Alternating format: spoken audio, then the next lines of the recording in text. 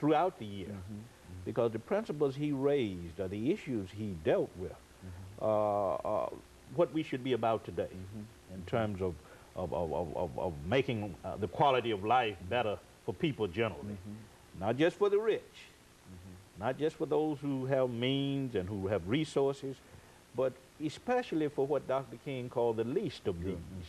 And he constantly talked about the least of these. Well, I think you mentioned the celebration of the national holiday.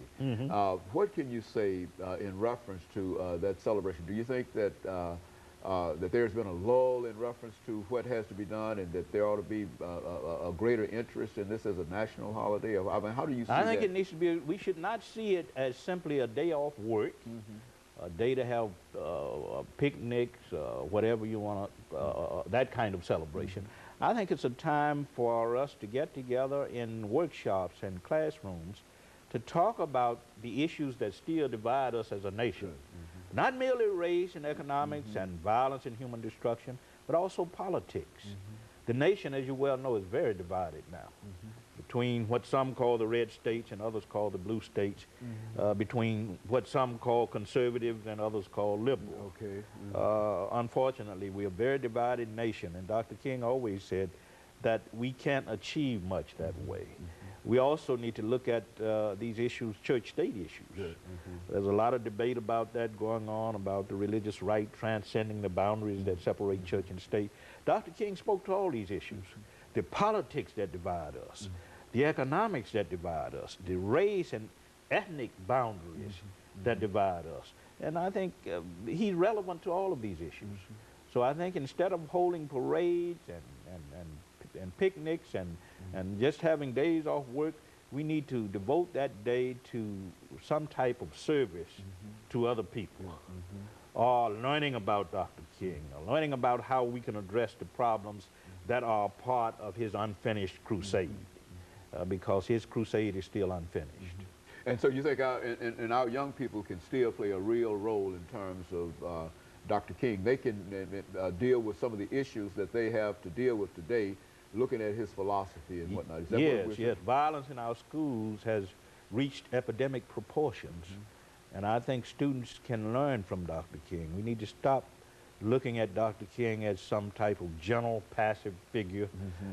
He was a radical. Who had a dream, as he said, and I think that's what most people believe. Yeah, he was a radical. He was a revolutionary for his times, and he's revolutionary for these times, because he was trying to show us a better and a different way of how to relate, how to say no to violence, how to say no to economic injustice, how to say no to racial injustice, how to say no to religious bigotry and intolerance, all of these problems.